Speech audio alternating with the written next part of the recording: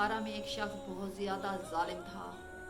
وہ ایک دن گھوڑے پر سوار ہو کر کہیں جا رہا تھا۔ اچانک اس کی نظر ایک کتے پر پڑی۔ کتے کو دیکھتے ہی اس نے اس پر ترس کیا، کیونکہ وہ خارش کر رہا تھا بہت زیادہ، اور اسے سردی بھی لگ رہی تھی اور وہ کھپکھپا رہا تھا۔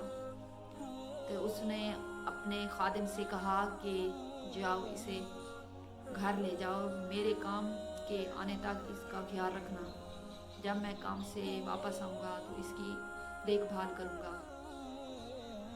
وہ شخص کام کرنے کے بعد جب گھر واپس آیا تو اس نے اس کتے کو منگوایا اور اس کو ایک کونے میں باندھ دیا، اور اس کے آگے ایک ٹکڑا روٹی کا رکھ دیا، اور اس کے آگے پانی بھی رکھ دیا، اور اسے بہت زیادہ شفقت کی، اور اس کے پیٹھ پر دیکھا تو بہت زیادہ خارش تھی، خارش کے نشان تھے خراش کے، جو کہ بہت زیادہ اسے تکلیف دے رہے تھے کتے کو۔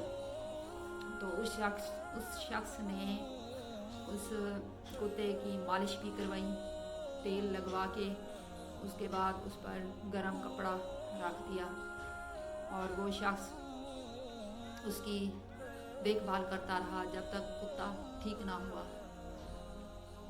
اس بات کو 2 دن ہی گزرے تھے کہ وہ شخص مر گیا۔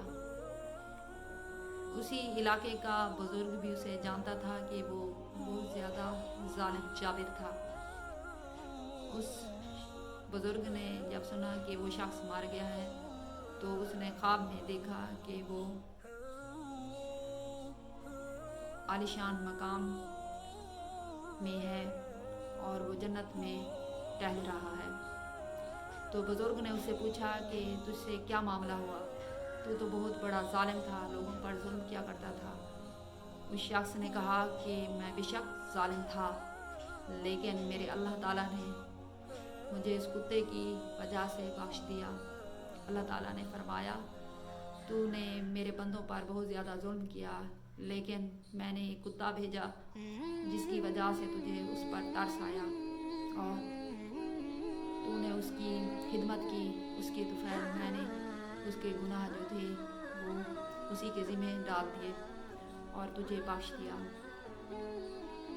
سبحان اللہ، اللہ تعالیٰ جسے چاہتا ہے عزت دیتا ہے، جسے چاہتا ہے رسوا کرتا ہے، جسے چاہتا ہے بخش دیتا ہے، جسے چاہتا ہے نہیں بخشتا۔ وہی ہے بادشاہ دونوں جہاں کا، وہی ہے جو چاہے کرے اسی کے ذمہ ہے، وہی انسان کو برائی سے ہٹا سکتا ہے اور بھلائی کی طرف لے جاتا ہے۔